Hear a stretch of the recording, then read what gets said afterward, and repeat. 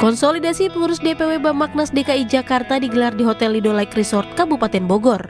Mengusung tema membangun sinergitas untuk meningkatkan peranan Bammaknas, konsolidasi ini melahirkan beberapa rumusan program yang akan jadi fokus di 2024. Program unggulan tersebut diantaranya menggelar KKR Akbar 2024 bertajuk Healing Movement, bakti sosial lintas agama bertajuk Mencintai Tanpa Milih Kasih, perayaan Natal 2024 bersama anak panti asuhan, dan memberikan santunan kepada keluarga pendeta yang tidak mampu di 5 wilayah di Indonesia. Dewan Pembina Bammaknas Haritanu Sudibyo berharap Bammaknas semakin solid dan menjangkau seluruh masyarakat lintas agama di Indonesia. Dan tadi saya sampaikan juga bahwa kalau nanti pemerintah yang diharapkan yang dipimpin oleh Ganjar Mahfud akan berikan santunan atau tunjangan kepada para pengajar agama, baik itu Islam, Katolik, Kristen, Hindu, Buddha, dan lain-lain, Konghucu juga. Maka saya sangat berharap penyaluran khususnya untuk warga Kristen bisa dilakukan melalui Bammaknas. Peran kita sebagai ormas, kita adalah ormas kemasyarakatan Kristiani atau agamawi, adalah bagaimana kita bisa stakeholder yang ada di bawah Bammaknas itu bisa mendapatkan informasi-informasi yang akurat sehingga tidak meresahkan. Bammaknas turut berpartisipasi dalam Pesta Demokrasi Pemilu 2024 dengan menjadi jembatan komunikasi antar gereja-gereja dan lintas agama menjadi persatuan dan kesatuan bangsa. Dari Lido Kabupaten Bogor, Megalatu dan Rikonaldo melaporkan.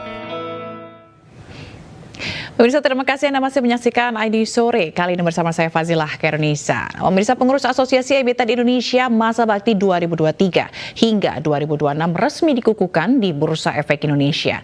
Dengan kepengurusan baru, Asosiasi Emiten Indonesia berkomitmen meningkatkan kemajuan pasar modal Indonesia. Bertempat di Bursa Efek Indonesia, pengurus Asosiasi Emiten Indonesia atau AEI resmi dikukuhkan setelah penetapan dalam musyawarah anggota AEI September 2023 lalu. Dengan kepengurusan baru ini, Ketua Umum AEI Arman Wahyudi Hartono memastikan pihaknya mendorong pengembangan pasar modal Indonesia bersama Self-Regulatory Organization atau SRO dan Otoritas Jasa Keuangan atau OJK. Asosiasi Emiten Indonesia telah berjalan 35 tahun sejak tahun 88, hidup berdampingan menjadi mitra penting bagi BEI.